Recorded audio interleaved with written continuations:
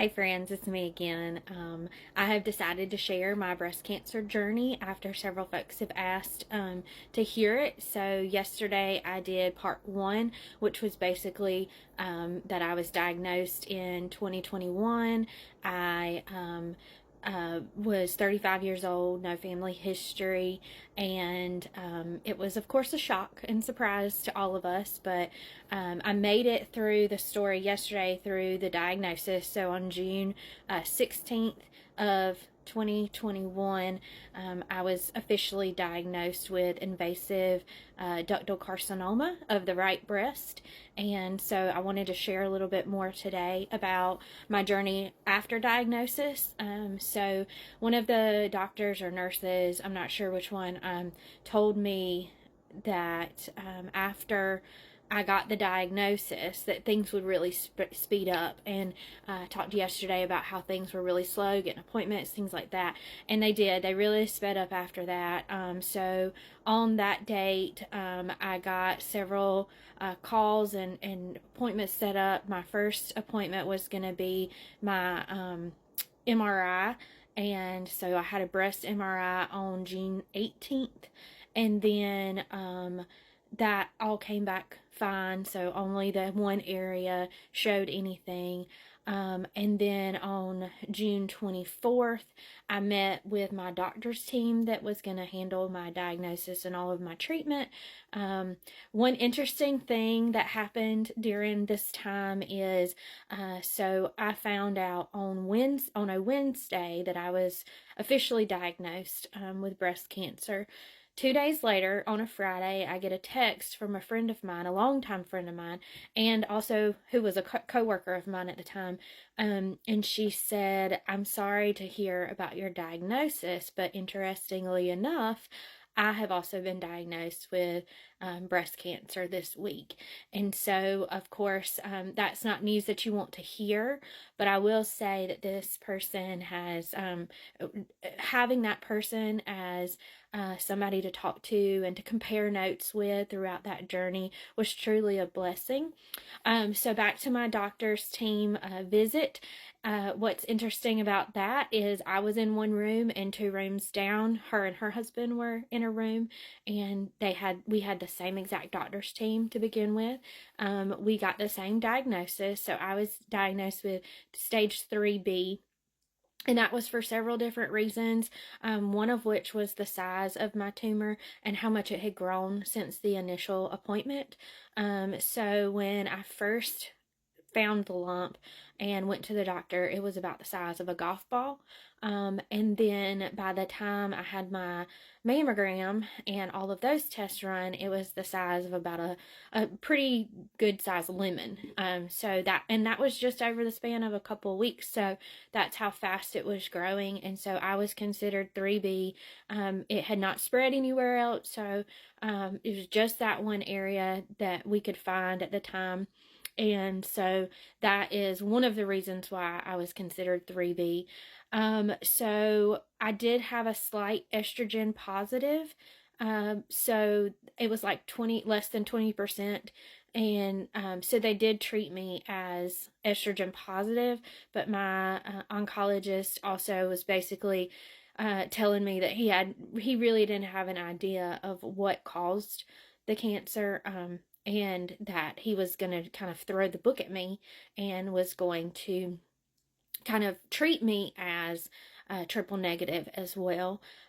One of the interesting things about that doctor's visit is you're in a room. So my husband was with me. You're in this room for what seemed like several hours. If I can recall correctly, it was probably several hours. I think it was about 3 hours. And you literally spend time in that room, and people are rotating through. You see a nurse navigator who comes in to talk to you, and it's kind of like your person to go to if you have questions or need anything throughout that. She was very, very sweet. Her name was Cheryl. Very, very sweet and loving, and she, kind of made you feel good. She also had breast cancer at one point, and so it was nice having somebody there that you knew you could rely on, that's been through that process before. And then you've got all of these people coming through, different different doctors, their teams. So each doctor had like a bunch of people with them. Some of them were students. Some of them were somebody that was doing the typing. I don't know. I can't remember what they're called.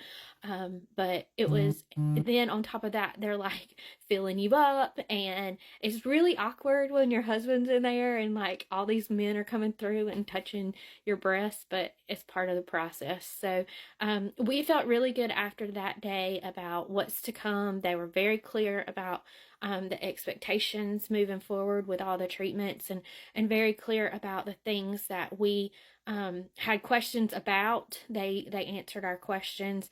So like I said, that kind of it kind of picked up at that point. I'm sorry, by the way, I do have notes. I have a notebook full of notes with all my appointments and things, because for whatever reason, it's almost like my brain blocked out some of the things. So I made sure to take notes. My husband's a really good listener too, and so he probably has more knowledge about what happened during those meetings than I did, or those appointments than I did. But I have a hard time remembering things, and that's also part of the post-treatment life, really. And so I did take notes about things, and I have a notebook that kind of gives me dates and stuff, because otherwise I wouldn't be able to remember. So they gave me the plan of 16 weeks of chemo, and then surgery. So I would have my surgery right after that, after chemo was done, about a month after chemo was done. Then I would do 5 weeks of 5-day-a-week radiation treatments, and then I would be on a pill for 5 to 10 years. So that was the original plan. You'll see as we move forward in the story that the plans change sometimes. But on June 28th of 2021, I did my PET scan. Everything came back clear, no concerns for any other areas. And then I also, the next day, I had a biopsy of my lymph nodes, because my oncologist was not certain, even after the scans, that my lymph nodes hadn't been affected. So he had a couple of ones that he thought might have a problem, and so we did a biopsy of those. Something that's interesting about that is I have a tattoo of a tiger paw, because I'm a Clemson fan, that I got when I was 18 on my back. Well, the tiger paw no longer has any color to it, any orange color to it. And during that biopsy appointment, I was sitting there after the appointment, and the doctor that was doing the biopsy said, do you have a tattoo on your back, right shoulder? And I said, yeah, it's a tiger paw. And he said, does it have any ink left? And I said, just the black ink. It doesn't have any of the orange ink left. And he said, that ink has attached to your lymph nodes. And so he said it doesn't cause any problems, but he said that's what showed up on your lymph nodes and caused the concern. So my lymph nodes were clear, and I just thought that was funny. Maybe funny. I thought that was interesting, that was part of the problem. And so then that same day I did my port placement, and that's a surgery that they put a port in. It's right here, and that basically is where, when you go in and do chemo, they put the chemo in there. So they put the needle in there, so you're not having to get new IVs every time, it goes there. And that was actually it was I was pretty sore after the surgery, but that actually was so helpful in this chemo journey, because it did not cause pain, thankfully. I have a great scar there that I love, but besides that, it was really an easy way to access where the chemo needed to go in. So I'm almost done with my time for today, so we'll hold the chemo treatments to the next time I get on here to give you some information. But that's a little bit about that part of the journey.